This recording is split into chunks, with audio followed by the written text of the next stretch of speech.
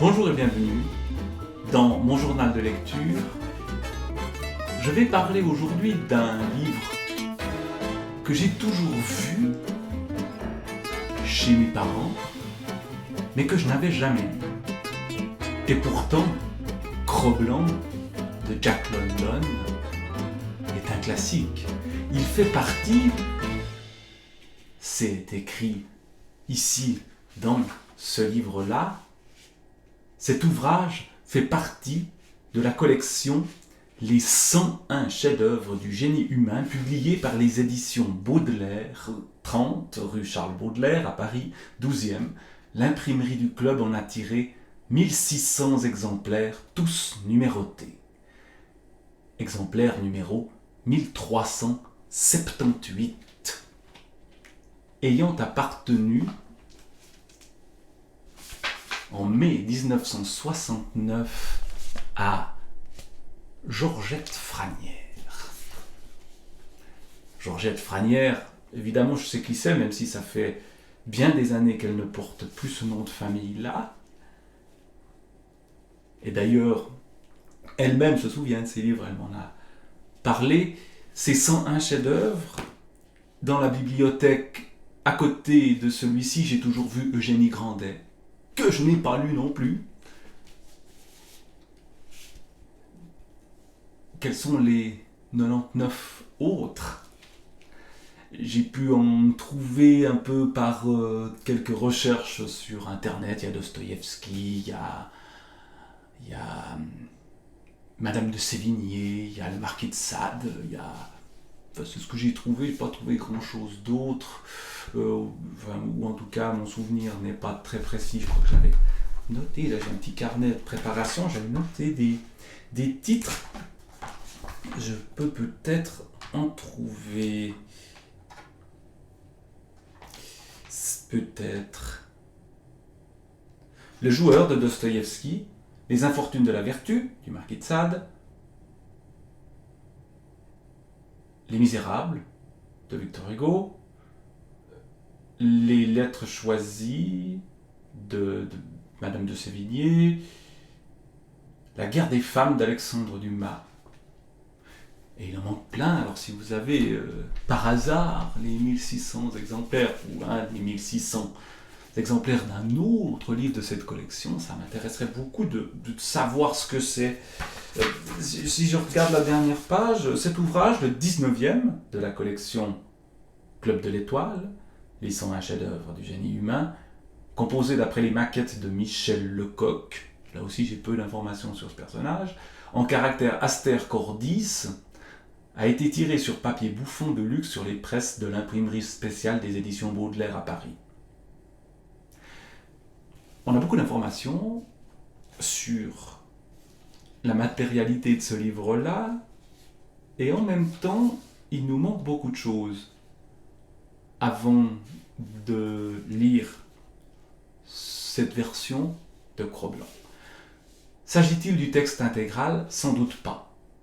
Parce que, d'après là aussi quelques petites recherches que j'ai effectuées, on ne lit la version intégrale dans les traductions françaises que depuis assez peu de temps. Et donc en 1969, c'est l'année où Georgette Franière a eu ce livre. Il a été achevé d'imprimer le 25 octobre 1967. En 1967, sans doute est-ce une version tronquée. Et puis, il y a une autre chose qu'on ne sait pas, qui là est aussi assez gênant quand on s'apprête à lire ce grand classique de la littérature qu'est Cro-Blanc de Jack London, c'est qu'on n'a pas le nom du traducteur. J'ai été chercher, là aussi, dans mon petit cahier, j'ai noté le nom des traducteurs, de la traduction principale à l'époque. J'essaye de la retrouver, mais j'ai écrit plein de choses qui n'ont strictement rien à voir. Paul Gruyé et Louride. Non, pas Louride. Non. Paul Gruyé et Louis Postif. Mais j'ai trouvé, là aussi, sur Wikisource, la traduction de Cro-Blanc de ces gens-là. J'ai essayé de la comparer à ce que je lisais ici, c'était pas la même chose, j'arrivais pas à retrouver les mêmes endroits. Donc je ne sais pas qui a traduit ça, si c'est une version intégrale ou pas, sans doute pas. Bon. Donc étrange objet d'un point de vue strictement éditorial que ce livre-là, destiné à un mystérieux club de l'étoile. Il y a un cinéma qui s'appelle comme ça, mais voilà, bon, oui, il y a eu des adaptations cinématographiques de Cro-Blanc, mais voilà, il y a Baudelaire, patron de cette histoire-là. Mais parlons quand même de Cro-Blanc, parce que Cro-Blanc, mine de rien, même si j'ai des doutes sur ce livre-là, sur cet objet-là, ben, c'est un livre qui m'a parlé parce qu'on y raconte le monde vu par un chien-loup, le monde vu par un animal qui se trouve quelque part entre la sauvagerie et la domesticité, qui voit des choses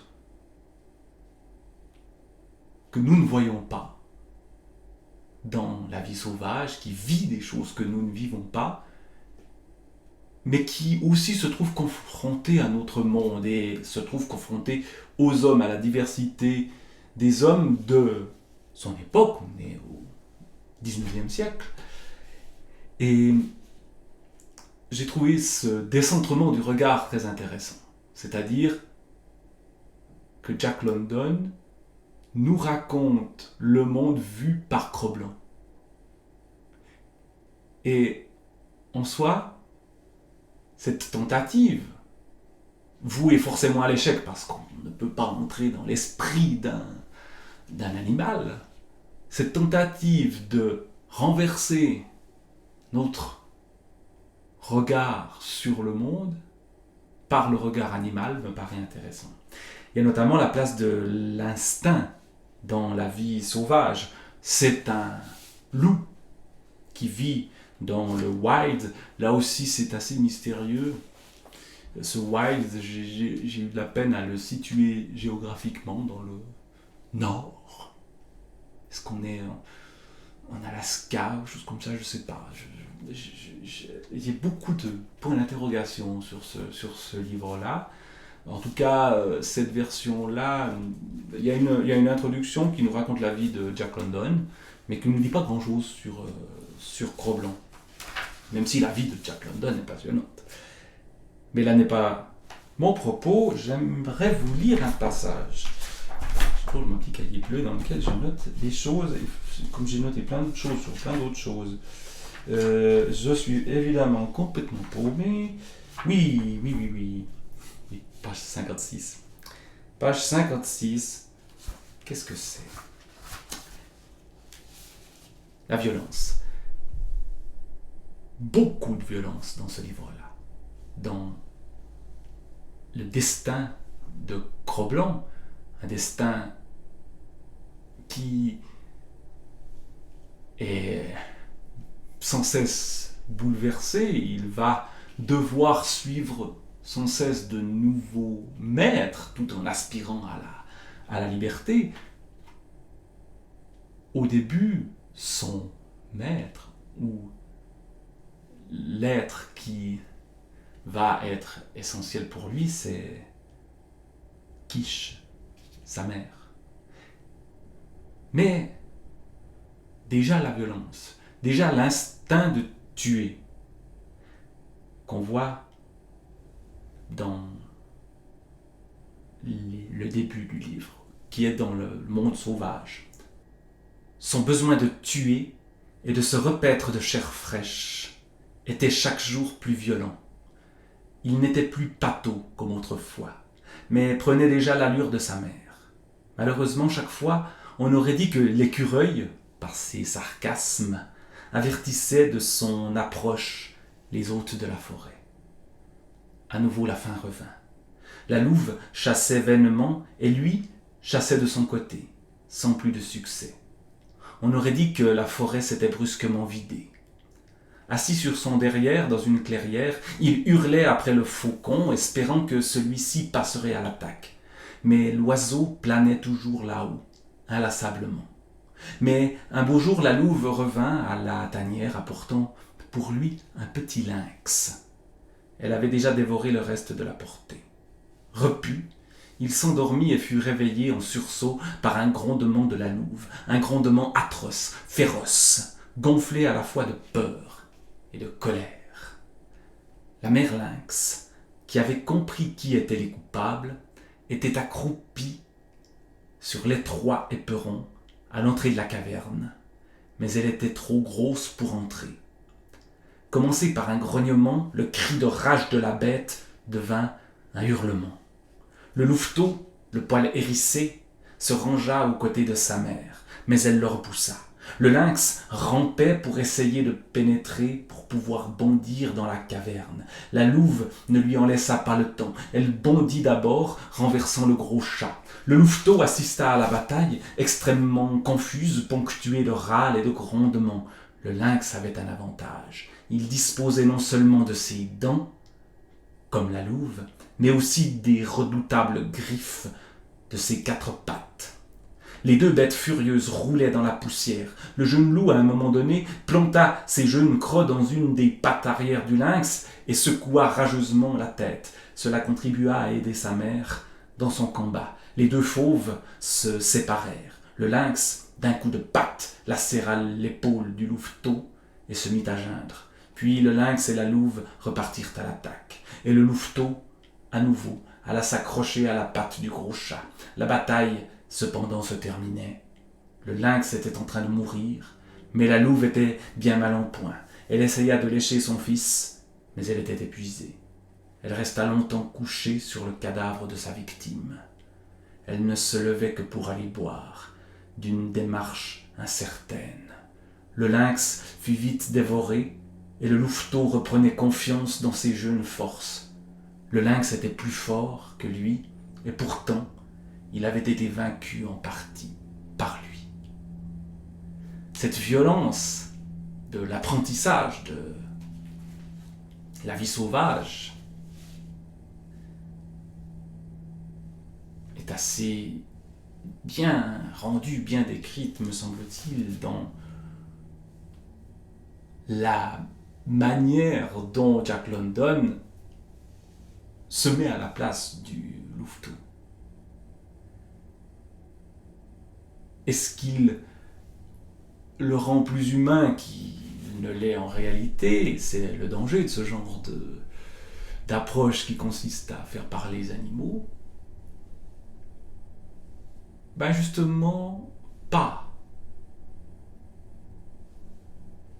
Autre exemple, autre passage, où là peut-être on a une humanisation de Cro-Blanc, mais qui n'est pas celle de sa mère qu'il revoit après avoir été séparé d'elle quelques années ou quelques mois, je ne sais pas exactement la temporalité de cette histoire et combien de temps vivent les loups.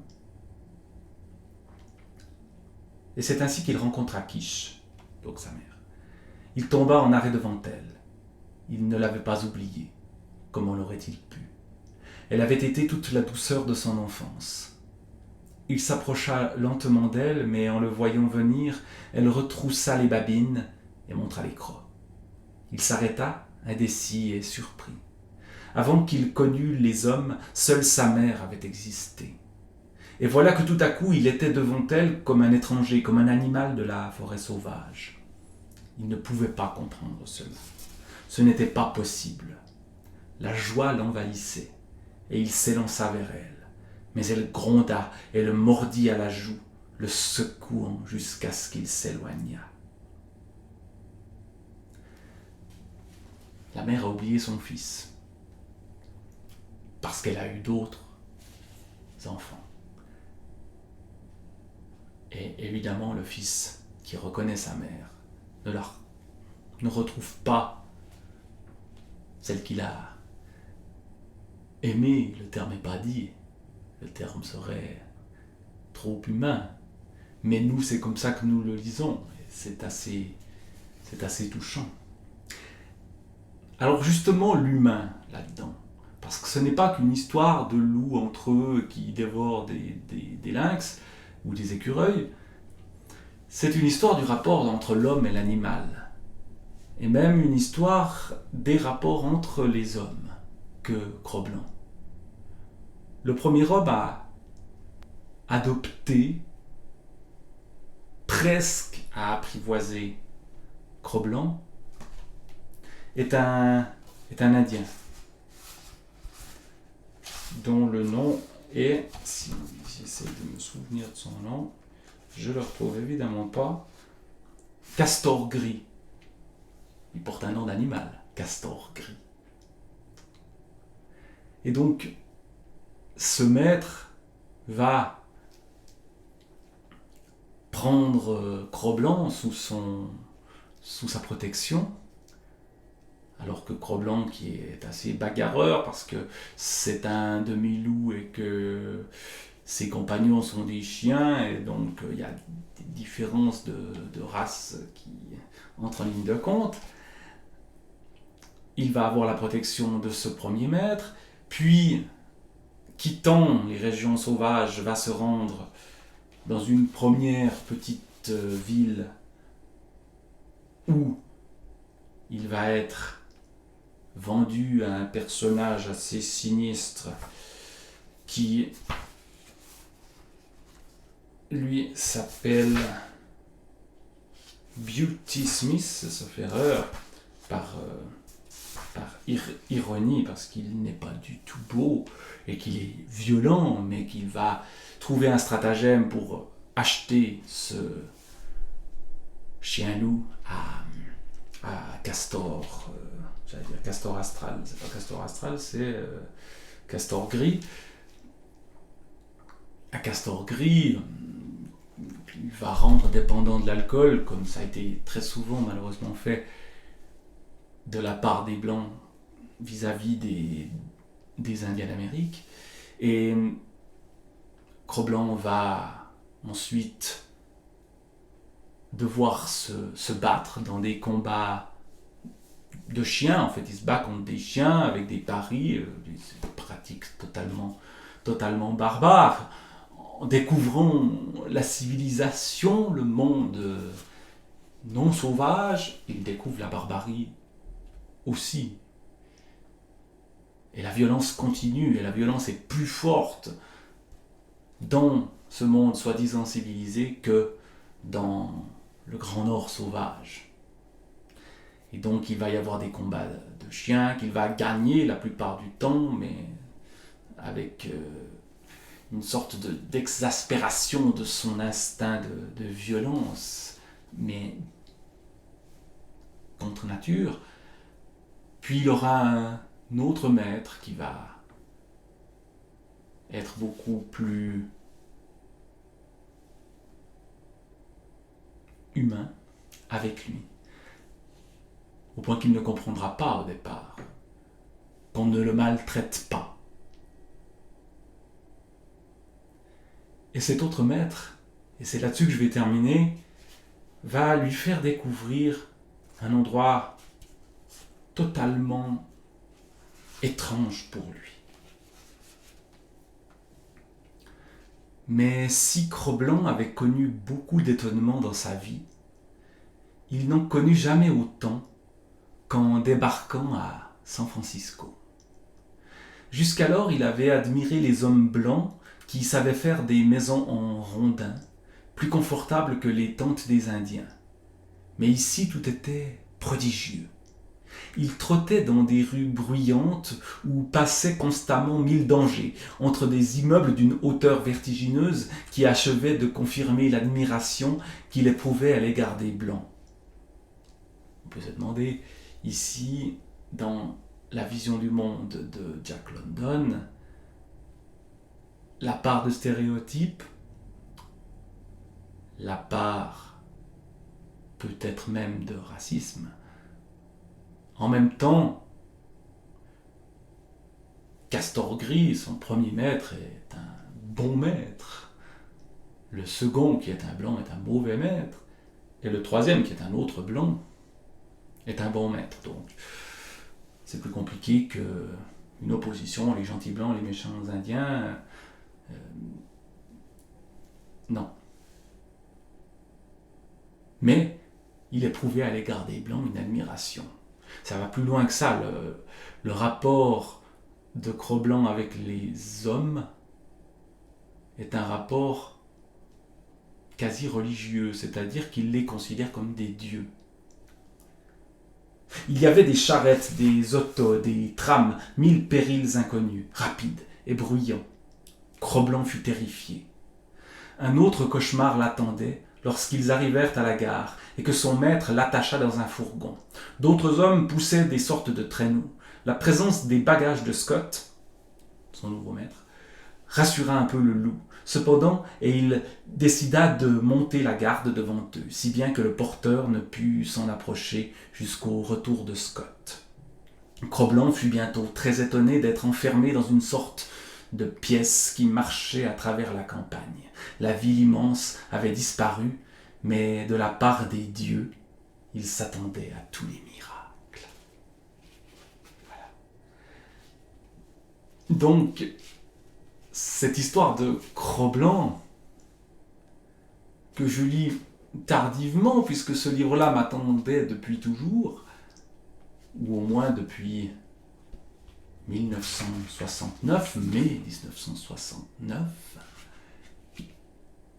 je l'ai enfin lu et apprécié. Dans un appel à la fois à l'aventure, mais surtout un regard autre sur le monde. Et c'est ce que j'attends de la lecture, un regard autre sur le monde. Même s'il s'agit d'une traduction mystérieuse dans une collection de livres mystérieuse et dans une version